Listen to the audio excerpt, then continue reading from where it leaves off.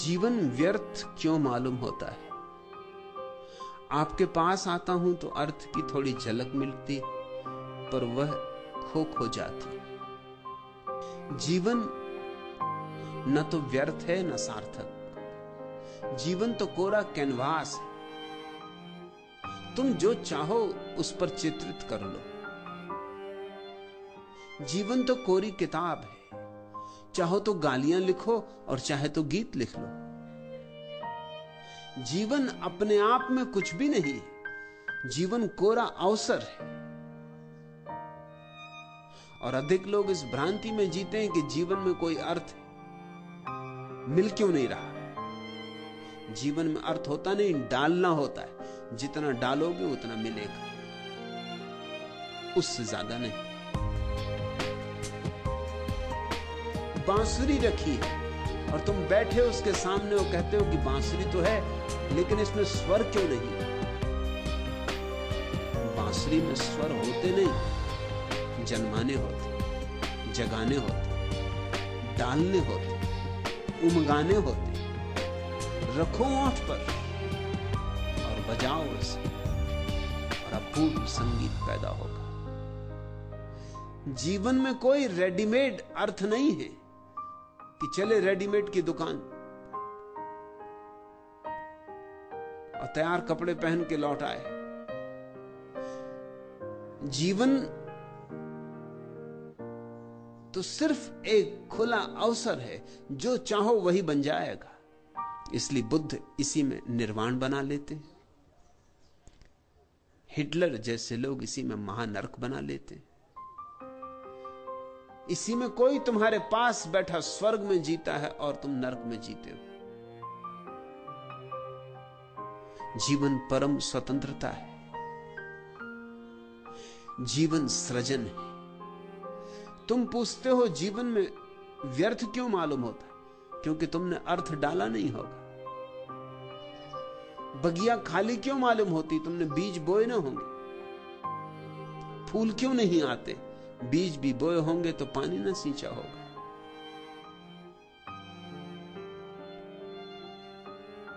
सृजनात्मक बनो तो अर्थ होगा। और जो लोग भी सृजनात्मक नहीं है, उनका जीवन व्यर्थ रहेगा। मगर कसूरवार वे स्वयं, कोई और कसूरवार नहीं। फिर तुमने पूछा, आपके पास आता हूं तो अर्थ की थोड़ी झलक मिलती। झलक ही मिलेगी। ऐसे ही जैसे कि तुम रास्ते पर चलते अंधेरे में और फिर एक आदमी आ जाता जिसके हाथ में लालटेन और तुम उसके साथ हो लेते। जितनी देर तक लालटेन वाला आदमी तुम्हारे साथ होता है, रास्ते पर रोशनी होती। फिर आ गया चौराहा और उस आदमी ने कहा, नमस्कार भाई, अब मैं अपनी राह चला। फिर घन घोर अंधेरा। अब तुम हैरान होते हो कि अभी तक थोड़ी झलक थी, अब घनघोर अंधेरा क्यों? मेरे दिए की रोशनी में थोड़ी देर चल सकते हो, मगर वो तुम्हारे दिए की रोशनी नहीं। तुम्हारे दिए की रोशनी होगी तो ही सदा रोशनी तुम्हारे सांस रहेगी, नहीं तो झलकें मिलेंगी। बगीचे में गए तो सुगंध मालूम पड़ेगी, फिर घर गए वहां कहां सुगंध मालूम पड़ेगी, जब तक कि तुम्हारा घर भी बगीचा ना बन जाए। मेरे पास बैठोगे थोड़ी देर तो मेरी मस्ती तुम्हें आच्छादित करेगी। मेरे गीत तुम्हारे गान बनेंगे। मेरे प्राणों के साथ तुम्हारा थोड़ा सा संबंध जुड़ेगा, थोड़ा सत्संग होगा, थोड़ा रस बहेगा, थोड़ा तुम भी चखोगे, थोड़ी बूंदाबांदी होगी। मगर इससे केवल इतना ही समझना कि बूंदाबांदी हो सकती है, रोशनी हो सकती है, रस हो सकता है। अब मैं इसे कैसे पैदा करूं? अगर मैं पैदा कर सकता हूं तो तुम भी पैदा कर सकते हो। मैं तुमसे जरा भी भिन्न नहीं हूं, तुम मुझसे जरा भी भिन्न नहीं हो। जो मेरे भीतर संभव है वो तुम्हारे भीतर संभव है। इसलिए मैं इन धारणाओं के बहुत विपरीत हूं। हिंदू कहते हैं कि राम अवतार है, ऊपर से आए। अवतार का मतलब ही होता उतरे, अवतरित हुए। मैं इस बात के पक्ष में नहीं, क्यों? अगर राम अवतार है और उनमें अगर सुगंध है तो हमारे किस काम की? वो तो अवतार है, आकाश से आए हैं, ठीक है। हम तो आकाश से आए नहीं, हम तो जमीन से ही उगे। कृष्ण अवतार नहीं, अवतार की धारणा मुझे पसंद नहीं। मुझे तो जैनों के तीर्थंकर की धारणा ज्यादा पसंद है। तीर्थंकर का अर्थ होता है अवतार नहीं, हमारे बीच ही पैदा हुए, हम जैसे ही लोग, ठीक हम जैसे लोग, लेकिन फिर उनके जीवन में फूल खिले, उससे भरोसा बनता है।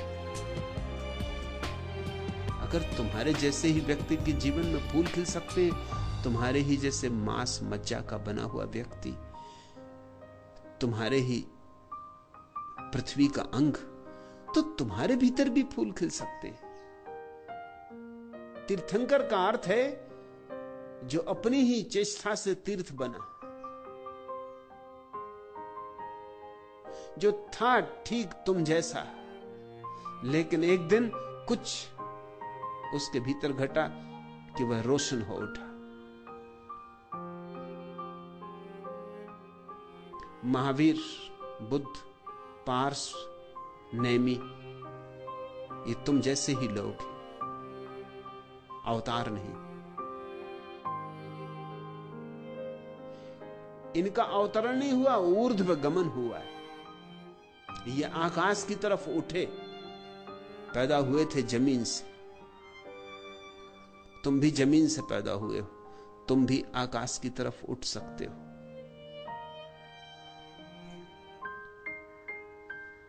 तुम कहते जीवन व्यर्थ क्यों मालूम होता है? क्योंकि तुमने व्यर्थता के बीज बोए होंगे।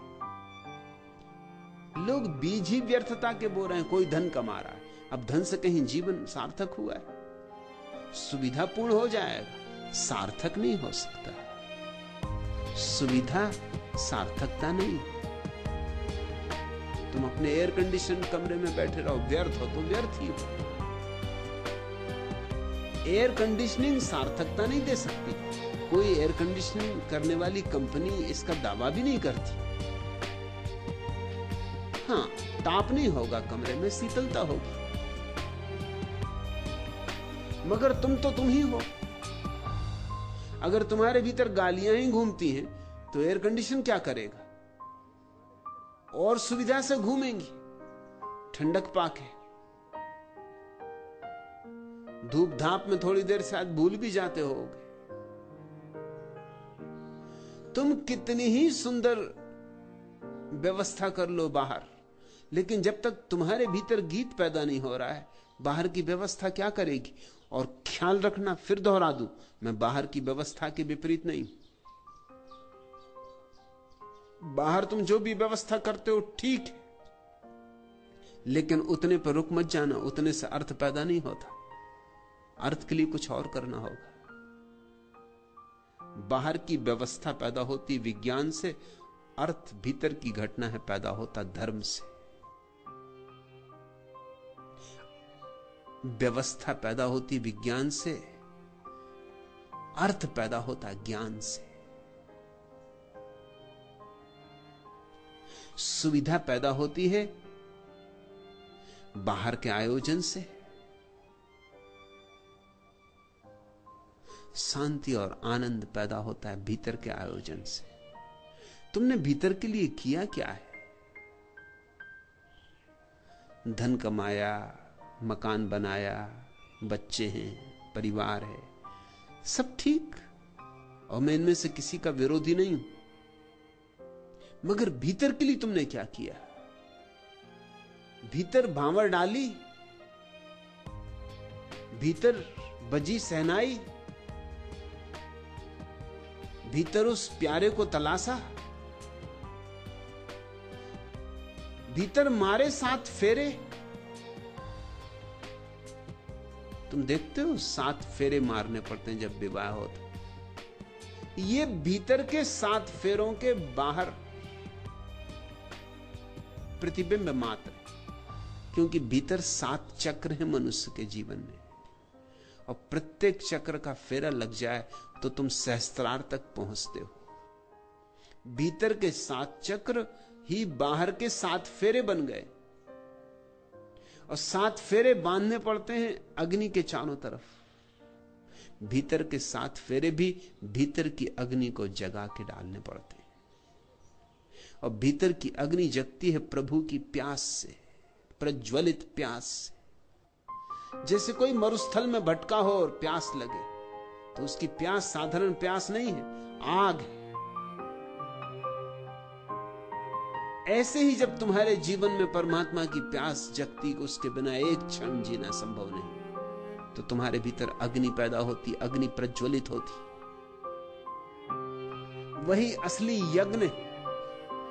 और उस यज्ञ के चारों तरफ जब तुम 7 फेरे पूरे कर लेते हो, तो सहस्त्रार में अर्थ का कमल खिलता है। तुम पूछते हो जीवन में अर्थ क्यों नहीं? क्योंकि तुमने पैदा नहीं किया है। और आपके पास आता हूं तो अर्थ की थोड़ी झलक मिलती, झलक ही मिलेगी, यह भी कुछ कम नहीं। झलक मिलती तो भरोसा आता है कि अर्थ हो सकता है, फिर अर्थ पैदा करना पड़ेगा। झलक पर ही निर्भर मत रह जाना। वो तो तुम किसी बड़े वीणा वादक को सुनोगे तो मस्त हो जाओगे, फिर घर जाके तुम ये मत सोच लेना कि तुम वीणा वादक हो गए।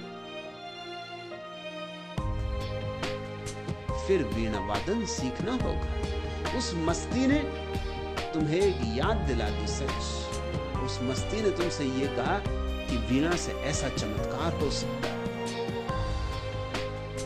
और वीणा तुम्हारे घर में भी रखी है, और तुम्हारे पास भी अंगुलियां हैं वैसी ही जैसे वीणा वादक के पास। लेकिन अंगुलियों और वीणा के तार में थोड़ा संबंध जोड़ने का अभ्यास करना होगा। वही अभ्यास साधना है।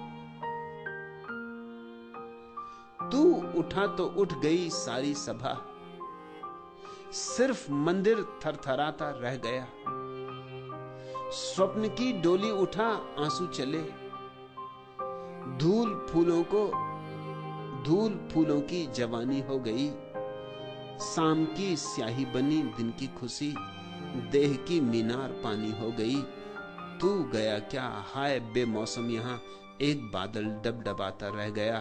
तू उठा तो उठ गई सारी सभा, सिर्फ मंदिर थरथराता रह गया।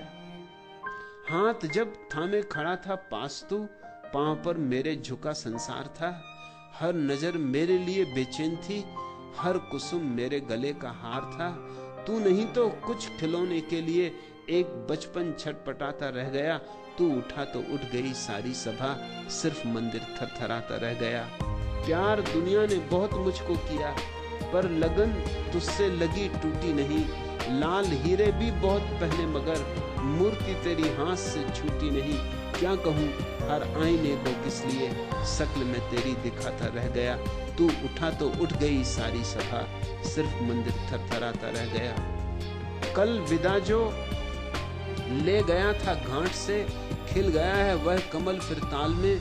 नील से कल जो खिली थी, नीम से कल जो निबोरी थी छुटी, है लगी वह झूलने फिर डाल में। एक में ही जो यहाँ तुझसे बिछोड़, रोज आता रोज जाता रह गया। तू उठा तो उठ गई सारी सभा, सिर्फ मंदिर थरथराता रह गया। एक परमात्मा तुम्हारे भीतर हो तो मंदिर भरा हुआ है, और एक परमात्मा तुम्हारे भीतर ना हो तो कुछ भी नहीं है। सूनी अंधेरी रात है, अर्थहीन, पुष्पहीन, ज्योतिहीन। तमसो मां ज्योतिर्गमे। हे प्रभु, मुझे अंधकार से प्रकाश की ओर ले चल। अस्तो मां सद्गमे। हे प्रभु, मुझे असत से सत की ओर ले चल। मृत्योर्मा अमृत गमे।